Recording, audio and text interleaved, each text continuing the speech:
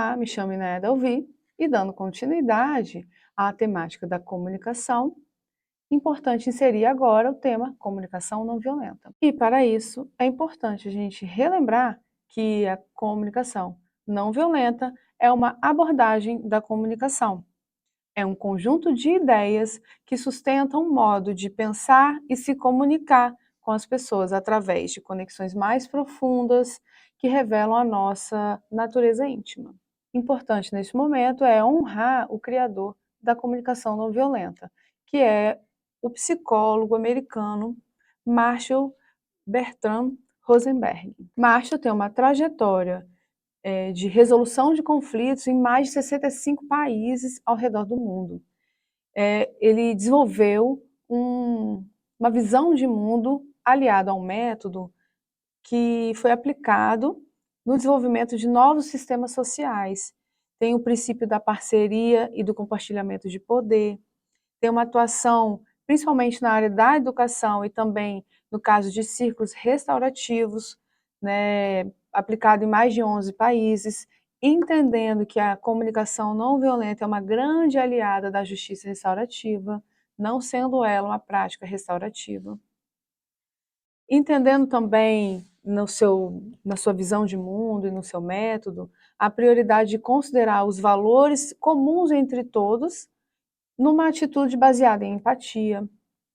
E antes da sua morte também, ele viajou para mediar conflitos e levar programas de paz em regiões assoladas por guerras. Então ele tem uma trajetória profunda sobre a resolução de conflitos, desde conflitos interpessoais entre pessoas de um mesmo grupo familiar, como entre povos e nações. Nessa perspectiva, a comunicação não violenta, ou CNV, para abreviar, né, ela nos oferece novas rotas para pensarmos, então novas rotas para o pensamento em si. A principal para a CNV é a forma de pensar, e essa forma estimula a entrar em contato com os nossos sentimentos e necessidades, nossa e a dos outros, né? Então, a gente pode entender que existe um pressuposto na CNV, que é a paz começa na nossa maneira de pensar. Podemos chamar de autocomunicação. Sendo assim, a CNV inicia a partir de um diálogo interno, que é a comunicação do pensamento, da gente com a gente mesmo. Nessa perspectiva, Marshall desenvolveu, então, uma visão de mundo pautada na estrutura do pensamento, sendo essa estrutura determinada ou estabelecida como o diálogo interno, que permite que a gente simule o que a outra pessoa poderia falar naquele contexto e qual tipo de mensagem eu posso esperar daquela pessoa. Então, a CNV ela não traz nada de novo, ela só nos auxilia a perceber e reconhecer o que a gente já sabe. E assim, quando vier o conflito, a gente consiga acolhê-lo e atendê-lo e compreender as necessidades legítimas por trás daqueles comportamentos. No Brasil, a CNV está associada a uma técnica, porém, na versão original do livro, o subtítulo é Uma Linguagem da Vida. Então, é Comunicação Não Violenta, uma Linguagem da Vida.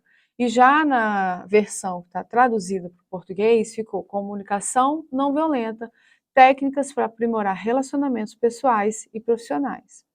Esse livro está disponível gratuitamente em sites, você pode botar no site de pesquisa que você vai encontrar, e ele é fundamental para você partir para esse conhecimento mais profundo. Nesse sentido, a CNV proposta por Marshall é para além de uma técnica, como ficou na tradução do livro, né? Então, a gente pode pensar que a técnica é como se fosse a ponta do iceberg. E por baixo, onde a gente não enxerga, o iceberg está por baixo do nível da água, nós poderemos encontrar a essência, os pressupostos, os princípios e o próprio método em si. Sendo assim, a CNV ela é um tipo de linguagem. Os pensamentos são um tipo de linguagem interna e a CNV é aprender uma forma de falar essa linguagem. Muitas vezes, nossas palavras geram mágoa e dor nas pessoas, Como, por exemplo, se a gente falar assim para a pessoa: se você tivesse pensado, teria feito certo. Isso é uma forma de julgar a pessoa, que ela não fez certo, que ela não pensa certo, numa estrutura dualista entre certo e errado. Então a gente pode pensar na comunicação sem dano, com amor, respeito, compreensão, com gratidão, com preocupação pelo outro. Ou a gente pode ter uma comunicação violenta, seja egocêntrica, egoísta, gananciosa, odienta, preconceituosa e muitas vezes agressiva. Então, como a gente pode falar essa frase, refazer essa frase, para ela não se tornar violenta? Se você tivesse pensado, teria feito certo. Vou propor para vocês agora uma nova forma a partir da comunicação não violenta. Errar faz parte. Já errei muito. Vamos fazer junto até você pegar o jeito? Nessa perspectiva, a gente pode pensar que, e o Marshall traz isso muito no seu estudo, que existe uma violência passiva, muitas vezes, quando a gente fala. Isso traz sofrimento emocional para quem escuta. E, às vezes, para nós que falamos também. A gente fica arrependido em muitas situações, né? Então, a gente pode pensar que o deboche, o menosprezo, o sarcasmo, ironia, uma forma de olhar, fingir que o outro não existe, isso é uma violência passiva e isso traz sofrimento emocional para as pessoas. Então, nesse sentido, a comunicação ela é um processo no qual compartilhamos experiências e criamos relacionamentos que formam as comunidades. Assim, um grande desafio é exercer empatia e ter uma presença na vida do outro que seja de fato valiosa. Muitas vezes confundimos acalento com empatia e acabamos por impor que os corpos sejam dóceis, de acordo com aquilo que é confortável para nós. Corpos dóceis é quando a gente submete a criança, o adolescente ou até mesmo o familiar a fazer aquilo que a gente quer que ele faça, aperfeiçoando ele na perspectiva da instituição e não da vida em comunidade. Assim, para pensar a comunicação, além de pensar nas relações interpessoais e intrapessoais, é importante compreendermos ela no sentido biológico e fisiológico. No cérebro, existem duas redes famosas envolvidas no processamento de linguagem, que é a área de Broca e a área de Wernicke. A área de Broca ela é relacionada à pronúncia, responsável para a gente organizar a pronúncia, como a gente pronuncia as palavras. E a área de Wernicke é relacionada à compreensão dos símbolos, ideias que essas palavras representam. Então, quando pensamos, enviamos mensagens, mensagens internas, aquela voz interior na sua cabeça, e assim a gente pode dizer que os pensamentos são um tipo de comunicação interna. É importante a gente pensar no funcionamento biológico e fisiológico, e quando a gente fala de diálogo interno, é a partir deste órgão que a gente está produzindo esses pensamentos. E como ele funciona. Então, a primeira camada da comunicação acontece no pensamento. Assim, Marshall traz como dicas e propostas da CNV que ela é uma proposta educativa, teórica e prática, de pensar, comunicar, criar relacionamentos e comunidades, orientado por valores de amor e compaixão, com o objetivo de uma cultura de paz. Nesse sentido, a comunicação não violenta é um conjunto de ideias, princípios e técnicas de linguagem que serve para ajudar a manter e cuidar da vida.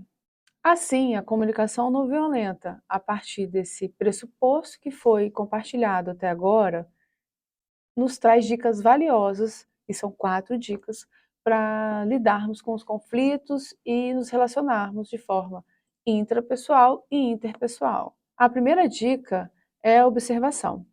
Então, Marshall diz, observe os fenômenos que envolvem os conflitos, seja ele interno ou de forma de relação interpessoal. Então, para transformar a informação em conhecimento, é preciso criar conexão a partir da nossa experiência para que ela fique disponível para a gente, né? É importante a gente avaliar os registros, caso tenha, e a principal dica nessa primeira etapa é apreciar os conflitos. Na CNV, os conflitos são nossos aliados e são uma oportunidade para desenvolver a capacidade de permanecermos compassivos e conectados à vida, mesmo quando as pessoas estão nos intimidando, por exemplo, ou mesmo quando emitimos mensagens que promovem a violência para nós mesmos ou para os outros. Quando eu digo nós mesmos, é porque muitas vezes que a gente se coloca num comportamento violento, a gente fica arrependido, fica constrangido, fica exposto, e isso também traz sofrimento pessoal. Nesse sentido, ainda dentro da perspectiva da observação, é importante a gente compreender que substituir nossos velhos padrões de defesa é importante, né? Quando a gente está diante de uma situação que para nós é conflituosa, e para qualquer pessoa, geralmente a gente recua ou vai atacar diante daquilo. E os julgamentos e críticas, muitas vezes, comparecem como até mesmo um mecanismo de defesa, né? Eu falo para a pessoa que ela está muito ausente. É um julgamento que eu estou fazendo com a pessoa.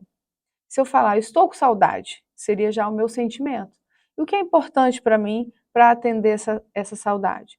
E aí, a gente, já na etapa da observação, começa a adentrar a segunda etapa, que é fundamental também. Então, quando a gente fala de observar, qual é o comportamento que vai nos auxiliar para essa primeira etapa fundamental? A escuta profunda, o respeito, a atenção, a empatia, o desejo mútuo de se entregar na relação. Esses comportamentos vão trazer um grande apoio para essa primeira etapa da observação. O segredo de ouro para este momento é abrir mão de quem tem mais razão e aderir a tornar a vida mais maravilhosa. Este é o grande convite do Marshall para a nossa vida.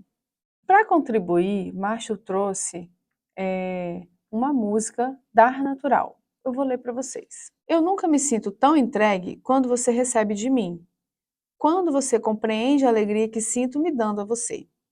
E você sabe que minha doação não é feita para colocar você em dívida, mas porque eu quero viver o amor que sinto por você. Receber com gratidão pode ser o maior presente. Não há como separar as duas coisas. Quando você me doa de coração, eu te ofereço o meu acolhimento. E quando você recebe de mim, eu me sinto acolhido. Agora, vou compartilhar uma figura com vocês e eu espero que vocês consigam refletir sobre o que você vê nessa figura, nessa imagem.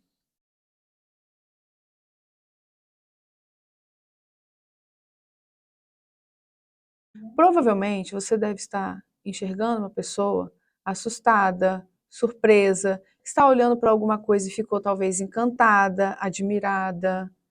Olha que interessante. Marshall diz que os julgamentos e análises são expressões trágicas de nossos próprios valores e necessidades. E aí ele compartilha que quando a gente traz julgamentos, como culpa, insulto, depreciação, rótulo, crítica, comparação, diagnóstico, nós estamos tendo uma comunicação alienante da vida. E isso é focar em níveis de erro, quando deveria ser identificar as necessidades. E nesse sentido, nós trazemos uma ausência de responsabilidade. Ou seja, a primeira etapa é uma grande dica para que a gente observe sem avaliar. Modo específico, tempo determinado, um contexto determinado e cuidado para o exagero de linguagem. Então, vamos novamente passar a imagem e agora apenas observe.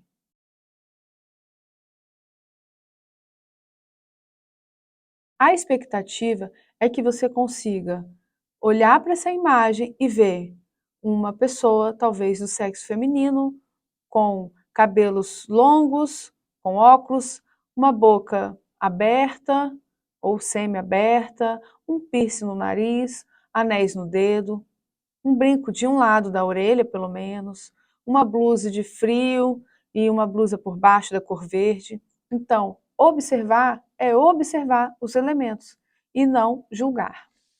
Agora vou ler para vocês outro, talvez poema, que está no livro, o livro que eu falei sobre o Marte que está disponível na internet, e que ele traz uma grande reflexão. Posso lidar com você me dizendo o que eu fiz ou deixei de fazer, e posso lidar com suas interpretações. Mas, por favor, não misture as duas coisas. Se você quer deixar qualquer assunto confuso, posso lhe dizer como fazer. Misture o que eu faço com a maneira que você reage a isso. Diga-me que você está decepcionada com as tarefas inacabadas que você vê, mas me chamar de irresponsável não é um modo de me motivar. E me diga que fica magoada quando digo não às suas aproximações, mas me chamar de um homem frígido não vai melhorar suas chances. Sim, posso lidar com você me dizendo o que eu fiz ou deixei de fazer, e posso lidar com as suas interpretações, mas por favor, não misture as duas coisas. Marshall.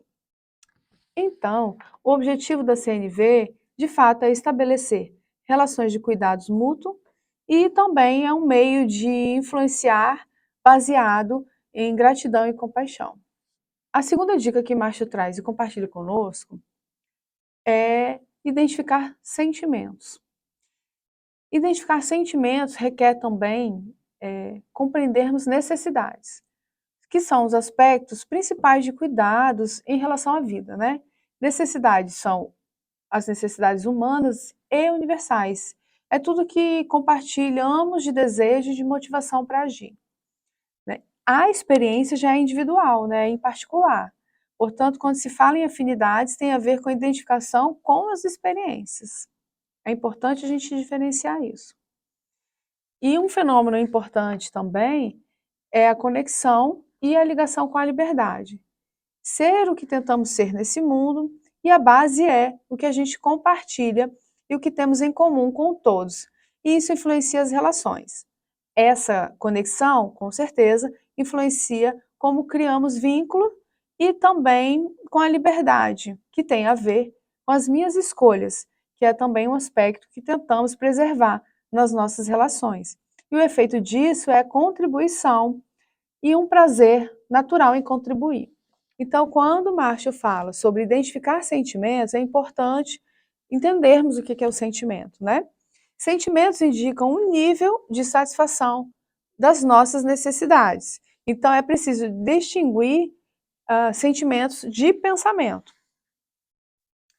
Existem pensamentos que podemos chamar de pseudo-sentimentos, que é o que achamos e pensamos sobre a reação dos outros a nosso respeito.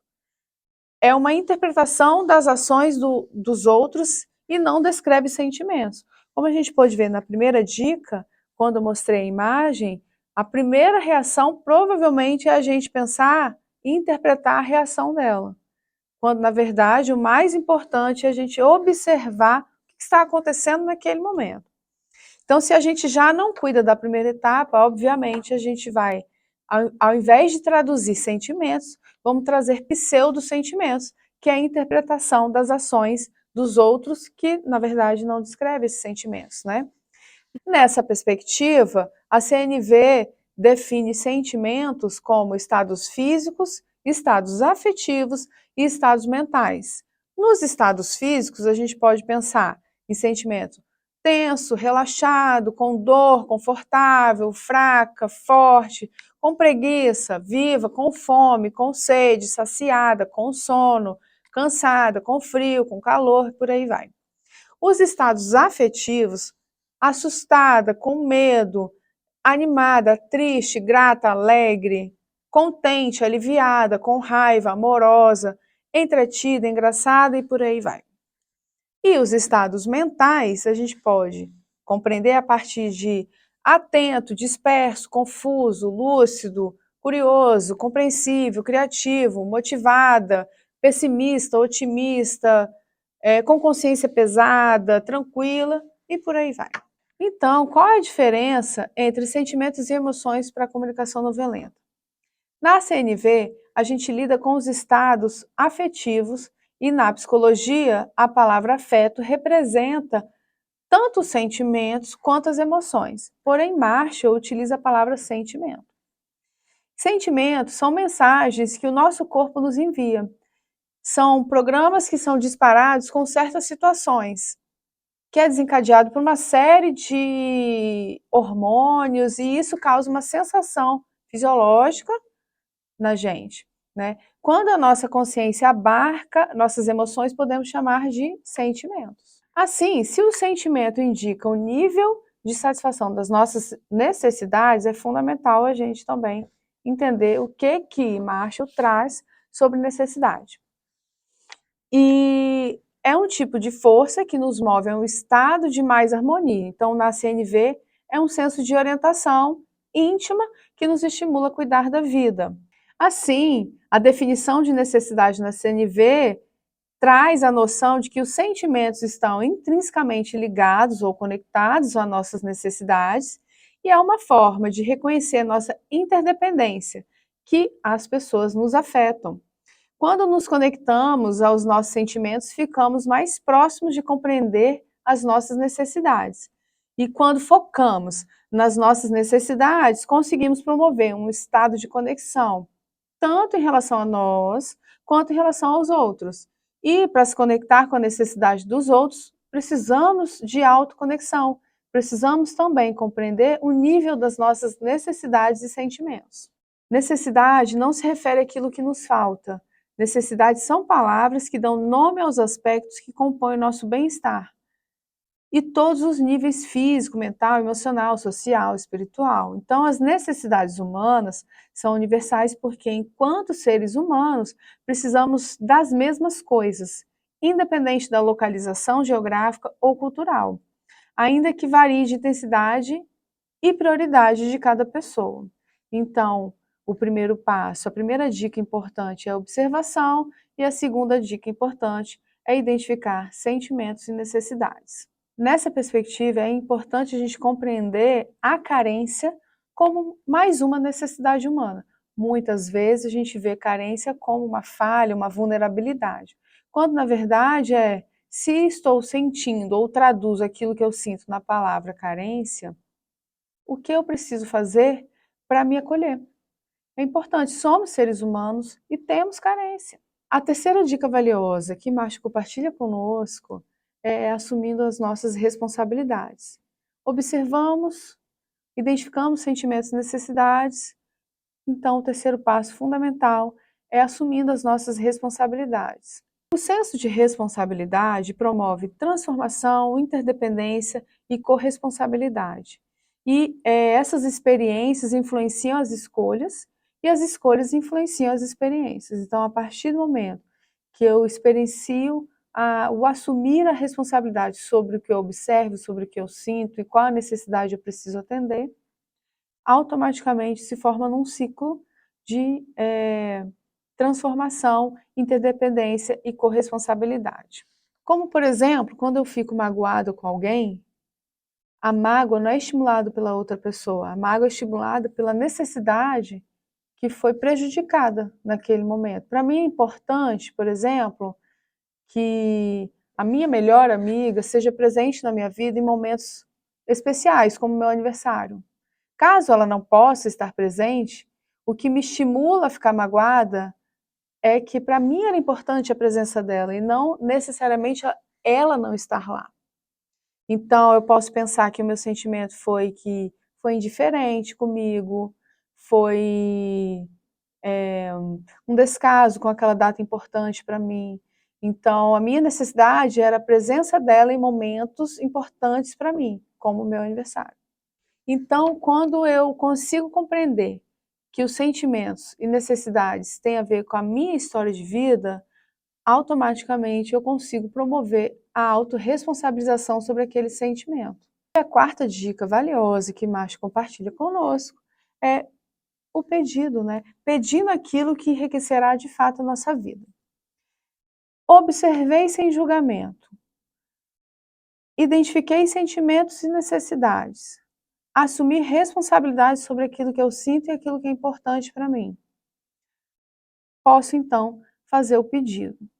Ainda no exemplo da importância da amizade presente num aniversário ou uma data comemorativa que é importante para você, podemos pensar que eu vou lá, falo com a amiga, que observei que ela não estava na festa, observei que não comunicou que iria embora, disse como eu me senti, falei da minha necessidade, aí eu falo que na próxima vez é importante que ela garanta a presença do início ao fim, que é isso que eu esperava dela. Quando a gente vai fazer o pedido na perspectiva do ensinamento que Marshall traz, é a gente ter consciência daquilo que a gente precisa, definir as nossas necessidades e abandonar exigências e trazer numa perspectiva de uma linguagem mais positiva do que negativa.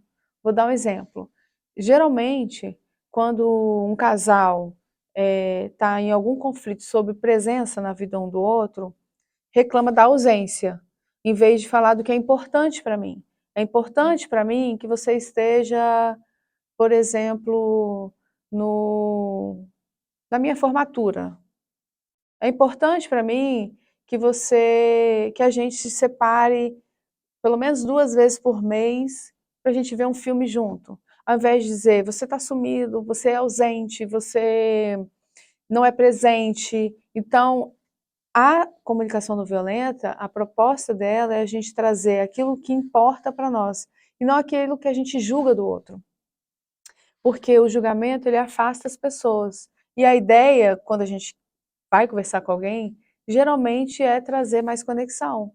Assim, a qualidade do nosso pedido aumenta quando a gente formula expressando quem, quando e o que gostaríamos que fosse realizado, de forma factível, expressando também o que queremos ao invés do que o que não queremos, sendo o mais específico possível. E para chegarmos no pedido com qualidade, Marshall aponta uma coisa fundamental, não tenha pressa em passar pelos 4 passos, pelas 4 dicas. Explore o suficiente cada passo, né? Se eu ainda não conseguir entender e observar o fenômeno, se eu ainda preciso entender melhor o que eu estou sentindo, que o que eu estou nomeando ainda não me representa, ou até mesmo quando eu nomeio algo e o outro fala não é isso, num diálogo é importante a gente ainda explorar mais os sentimentos, explorar mais as necessidades. É uma dica, vamos botar assim, de ouro, que o Marshall traz é não se apresse em nenhuma etapa da comunicação. Por exemplo, quando a gente recebe um não ao nosso pedido, quer dizer que a outra pessoa não vê como aceitar aquele pedido, cuida da necessidade dela. E esse não se torna um convite para continuarmos buscando no diálogo estratégias que levem em consideração as necessidades de ambas as pessoas. Claro que isso dá trabalho, é óbvio que isso é trabalhoso, mas é óbvio também que isso é fundamental se a gente quer implantar uma cultura de paz e de diálogo em qualquer cenário que for, seja na sua vida intrafamiliar, seja na sua vida profissional, na sua vida comunitária. Assim, chegamos aqui na finalização de mais uma etapa, que é pensar a comunicação não violenta e o exercício da comunicação nas relações do dia a dia.